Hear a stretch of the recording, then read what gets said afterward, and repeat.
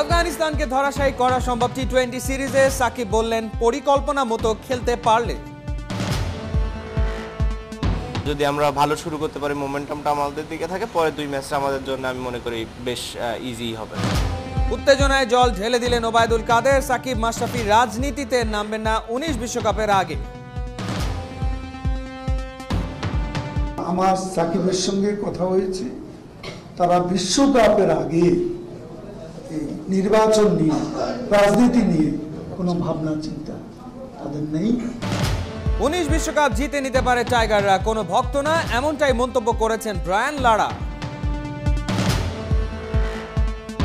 It's not possible. I mean, it's just that, you want to consider, are they going to win the World Cup or not? I don't think they're going to win the World Cup. Are they going to be a proud team leading the World Cup? Most likely because their game is improving. বাদল রায়ের অভিযোগ, তাকে হুমকি দিয়েছেন আবু নাইম সোহাগ। সাবেক ফুটবলারদের তীব্র প্রতিবাদ। সে আমার বাসায় আমার স্ত্রীকে একটা টেলিফোন করে সে বলেছে যে উনি যাতে রিলেশনে না আসেন এবং আসলে এক কাপ চা খেয়ে যেন চলে যায়। অবাক হওয়ার মতোই ঘটনা। টানা 3 চ্যাম্পিয়ন্স লিগ জেতা জিনেদিন জিদান রিয়াল মাদ্রিদে থাকছেন না।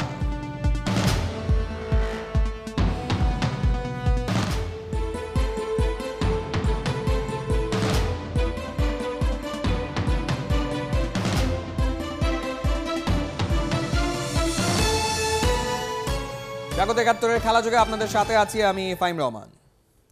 কি আর করা, মুস্তাফিজ নেই। একটু আফসোস নিয়ে ভারতে দেরাদুনে গেলেন টাইগারদের টি-20 কাপ্তান সাকিব আল হাসান। তবে দলে যারা আছে তারা যে যার কাজটা করতে পারলে এই সিরিজে আফগানিস্তানকে ধরাশায়ী করা সম্ভব বলে বিশ্বাস বিশ্বসেরা অলরাউন্ডারের। ক্যাপ্টেনের চাওয়া পরিকল্পনা মাফিক খেলে সিরিজটা আগে জিতে নেওয়া। শামসুল আরিফিনের রিপোর্টে বিস্তারিত। বৃহস্পতিবার সকালে বৃষ্টি মাথায় নিয়ে বিমানবন্দরে এসেছেন টি-20-র ক্যাপ্টেন সাকিব আল হাসান। স্কোয়াডের সাথে যোগ দিতে হবে দেরাদুন। দিন দুয়েক আগে একই জায়গায় দাঁড়িয়ে আফগানদের ফেভারিট বলেছেন, এবার বলছেন সিরিজ জয় করতেই যাচ্ছেন। অবভিয়াস, সবাই তো সব ম্যাচ জেতার জন্যই আসলে খেলতে চাই, সো আমাদের টার্গেট ওটা থাকবে, বাট আমরা চেষ্টা করব ম্যাচ বাই ম্যাচ খেলার। ফার্স্ট ম্যাচটা ইম্পর্টেন্ট, যদি আমরা ভালো শুরু করতে পারি, মোমেন্টামটা আমাদের দিকে থাকে, পরে দুই ম্যাচটা আমাদের জন্য আমি মনে করি বেশ ইজি হবে। দলের অন্যতম সেরা পেস বোলার মুস্তাফিজের অভাব বোধ করবে টাইগার স্কোয়াড। পরিষ্কার জবাব সাকিবের। আমাদের দলের বেস্ট টি-20 বোলার তো স্বাভাবিকভাবেই আমাদের জন্য একটু ডিফিকাল্ট, বাট এটা কিন্তু আরেকটা অপরচুনিটি অন্য বোলারদের কিংবা অন্য আরেকজন প্লেয়ারের, যার জন্য সুযোগটা হবে সে যেন ভালোভাবে কাজে লাগাতে পারে, সেটাও তার জন্য একটা বড় সুযোগ বলে আমি মনে করি। শুক্রবার একটা প্রস্তুতি ম্যাচ আছে টাইগারদের। 3 ম্যাচ টি-20 সিরিজের প্রথম ম্যাচ 3 জুন। শামসুল আরিফিন, ৭১। উত্তেজনায় জল ঢেলে দিলেন আওয়ামী লীগের সাধারণ সম্পাদক ওবায়দুল কাদের। জানিয়ে দিলেন 19 বিশ্বকাপের আগে রাজনীতিতে অভিষেক হচ্ছে না সাকিব আল হাসান আর মাশরাফি বিন মুর্তজার। তবে আগামী সংসদ নির্বাচনে সংস্কৃতি আর ক্রীড়া জগৎ থেকে কেউ কেউ যে মনোনয়ন পেতে যাচ্ছেন সেই আভাসও দিয়েছেন এক সময়ের ক্রীড়া প্রতিমন্ত্রী। দেবচৌধুরী রিপোর্ট। যাকে মাশরাফি আগামী নির্বাচন করার সম্ভাবনা আছে আল্লাহর রহমতে, তো মাশরাফির জন্য আমরা দোয়া করবেন। যদি সেই ইলেকশন দাঁড়ায় তাহলে সবাই ভোট দিবেন। সাকিবও দাঁড়াবে, সাকিবের ইলেকশন করবে, এখন সবাই বড় হয়ে গেছে। এখন পরিকল্পনা মন্ত্রীর 3 দিন আগে দেয়া বক্তব্যে সরগরম গণমাধ্যম। দেশের খেলা আর রাজনীতির ময়দানে ফিসফাস। তবে কি সাকিব মাশরাফি সত্যিই নির্বাচন করছেন? পরিকল্পনা মন্ত্রী আসলেই কি কোনো কারণ ছাড়া 2 ক্রিকেটারের নির্বাচন নিয়ে কথা বলেছেন? অনেক প্রশ্ন যখন সামনে, তখন এই ইস্যুতে মুখ খুললেন আওয়ামী লীগের অন্যতম নীতি নির্ধারক এবং নির্বাচন মনিটরিং কমিটির বড় কর্তা ওবায়দুল কাদের। আছে কিছু চমক আছে, এটা এখন বলবো না, এগুলো আলাপ আলোচনা চলছে। আর সাকিব আল হাসান, মাশরাফি, মুর্তজা, এদের ব্যাপারে আমরা কোনো মন্তব্য এই মুহূর্তে করতে চাই না। এবং আমার সাকিবের সঙ্গে কথা হয়েছে, তারা বিশ্বকাপের আগে নির্বাচন নিয়ে, রাজনীতি নিয়ে কোনো ভাবনা চিন্তা তাদের নেই। বিশ্বকাপের পরেই দেখা যাবে যে তারা কে নির্বাচন করবে এবং কিভাবে করবে, কোন আসন থেকে করবে, এগুলো আলাপ আলোচনার পর্যায়ে রয়েছে। মাশরাফি সাকিব নির্বাচন করবেন না, কেউ কিন্তু এই কথাটা একবারও বলেনি, বরং সময় নিয়ে কথা হচ্ছে। তার মানে কি দাঁড়ায়, এখন না হোক আগামীতে দেশের দুই ক্রিকেট তারকাকে সত্যিই হয়তো রাজনীতির মাঠে দেখা যাবে। দেবচৌধুরী, ৭১। ৬ বছর বাদে টি-20 দলে ডাক পড়েছে আবুল হাসান রাজুর। এর আগে বিভিন্ন সময় দলে ডাক পেয়েছেন, আবার ছিটকেও গেছেন। তবে বিশ্বাসটা ঠিকই ছিল, পরিশ্রম করে গেলে আবারও ডাক আসবে। জাতীয় দলে থিতু হতে না পারা রাজু এবার জায়গা পাকা করতে চান। ব্যাটিং বোলিংয়ের সমন্বয়ে দলের জন্য অবদান রাখতে চান। শামসুল আরিফিনের রিপোর্টে বিস্তারিত। বুধবার দুপুরে খবর পৌঁছেছে কক্সবাজারে। মোস্তাফিজের ইনজুরিতে আবুল হাসান রাজু টাইগারদের টি-20 দলে। বৃহস্পতিবার দুপুরে সমুদ্র শহর থেকে ঢাকায় ফিরেছেন। শুক্রবার সকালে রওনা হবেন দেরাদুন। লম্বা সময় পর টি-20তে ফিরতে পেরে ভীষণ আনন্দিত রাজু। সবসময় প্ল্যানে ছিল, আমার কোচ চাম্পাকার সাথে আমার প্ল্যানিং ছিল যে আমি যেভাবে থেকে ফিট থাকবো, সো যেই সময় যে জায়গায় সিলেক্টররা ইউজ করতে পারে আমাকে, সো আমি কনফিডেন্স ছিলাম যে না, আই ক্যান ডু সামথিং। ব্যাটিংটা ভালো পারেন বলেই আফগান মিশনে আবুল হাসান রাজু মুখিয়ে একটা নতুন ইতিহাস তৈরির জন্য। আমি ব্যাটিংটা আসলে খুব বেশি ব্যাটিং করতে পছন্দ করি, even that I love the batting. So ইনশাল্লাহ আমি কনফিডেন্ট যে ব্যাটিংয়ে যদি ওরকম কোনো অপরচুনিটি পাই, ইনশাল্লাহ নিজেকে শো করব। পেস বোলিং অলরাউন্ডার হিসেবে সাইফুদ্দিনের ব্যর্থতা মাঠের বাইরে বসে দেখেছেন রাজু। ভারত রওনা হবার আগে খুব সতর্ক, সুযোগ পেলে সফল হতেই নাকি মাঠে নামবেন। শামসুল আরিফিন, ৭১। 19 বিশ্বকাপ জিতে নিতে পারে বাংলাদেশ, কোনো টাইগার ভক্তের কথা নয়। ক্রিকেটের লিজেন্ড ব্রায়ান লারা বলেছেন এমন আশাব্যঞ্জক কথা। বিশ্বকাপের কাউন্টডাউন শোতে অংশ নিয়ে এমন মন্তব্য করেন ক্যারিবিয়ান ক্রিকেট গড। অনুষ্ঠানে অংশ নিয়েছেন Waqar Younis, Eoin Morgan, Clive Lloyd সহ আরও অনেকেই। লন্ডন প্রতিনিধি তানভীর আহমেদের রিপোর্টে থাকছে বিস্তারিত। The ICC Cricket World Cup is coming to England and Wales in 2019. Who's in? Ladies and gents, I'm in. I'm in. 2019 সালের বিশ্বকাপের পাক্কা 1 বছর বাকি। ইংল্যান্ডের বিশ্বকাপ আয়োজনের আনুষ্ঠানিকতার অংশ হিসেবে ক্রিকেট বিশ্বের কিংবদন্তিরা এসেছিলেন ব্রিক লেইনে, সাথে বিশ্বকাপের ট্রফি। ইংল্যান্ডের খুদে ক্রিকেটারদের সাথে সৌজন্য খেলায়ও অংশ নিয়েছেন ইয়ন মর্গ্যান, ক্লাইভ লয়েড, ওয়াকার ইউনুসদের মতো তারকা ক্রিকেটাররা। কিংবদন্তি ক্রিকেটার ব্রায়ান লারা মনে করেন বাংলাদেশের জন্য বিশ্বকাপ জয় অসম্ভব কিছু নয়। Possible. Nothing is not possible. I mean, it's just that, you want to consider, are they going to win the World Cup or not? I don't think they're going to win the World Cup.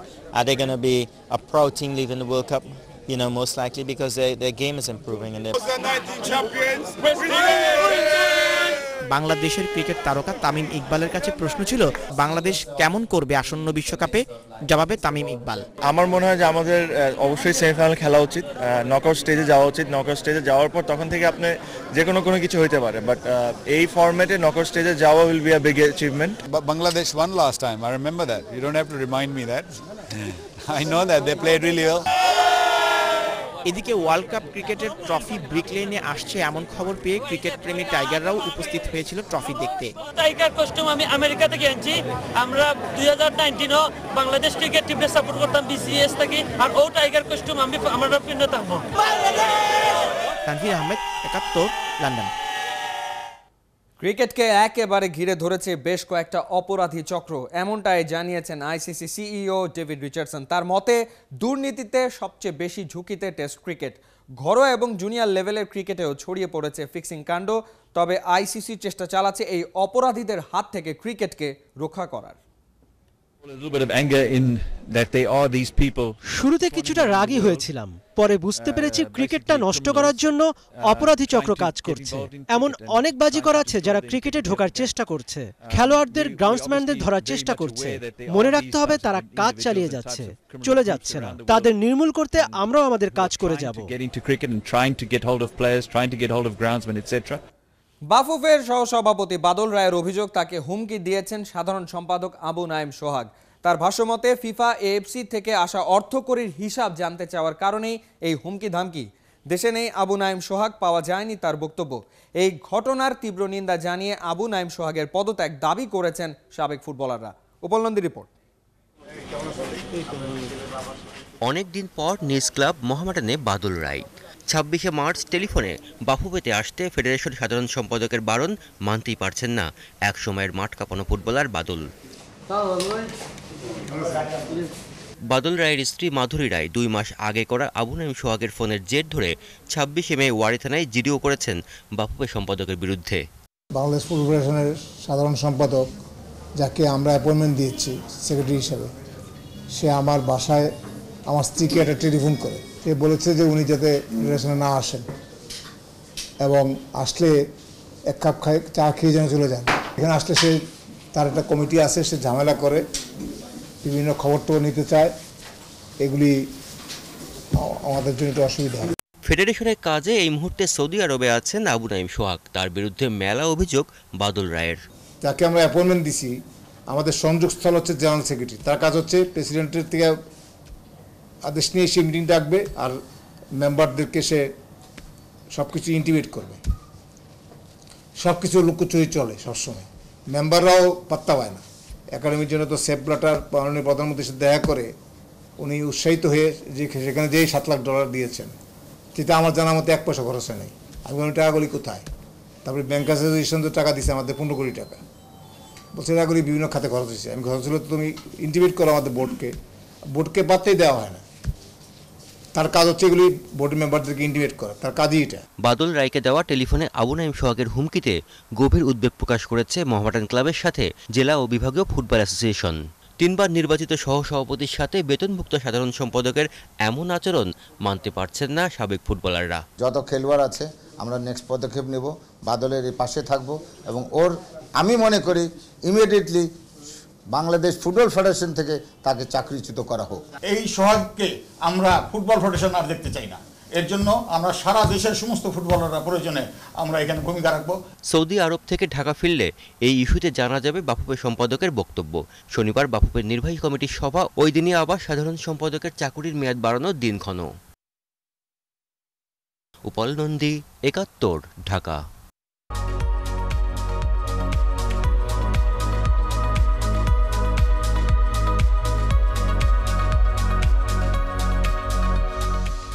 এবারের বিশ্বকাপে মোহাম্মদ সালাহর কারণে বারবার আলোচনায় আসছে মিশর। তবে প্রাচীন সভ্যতার দেশটিতে কেবল সালাই নন, আছেন আরও অনেক প্রত্যয়ী ফুটবলার। এই যেমন তাদের অধিনায়ক এল হাদারি। বিশ্বকাপের ময়দানে নামার অপেক্ষায় থাকা অত্যন্ত দরিদ্র পরিবার থেকে উঠে আসা মিশর ক্যাপ্টেন এল হাদারির গল্প মাদি হাসানের কাছে। রাশিয়া বিশ্বকাপ আর মিশরের সাথে তৃতীয় যে নাম আসাটা অনিবার্য, সেটাই মোহাম্মদ সালাহ। তবে যারা ভাবছেন মিশর মানেই যে কেবল সালাহ, তারা হয়তো ভুলই ভাবছেন। একেবারে গোলপোস্টের ওপর যিনি বসে আছেন তার কথাই বলা হচ্ছে। হাসি ঠাট্টা করছেন ভেবে যারা বয়স কম বলে অনুমান করছেন, তাদের অনুমান মেলেনি ঠিকঠাক। মিশরের গোলকিপার এল হাদারি 45 বছর বয়সে বিশ্বকাপ খেলতে নামছেন তিনি।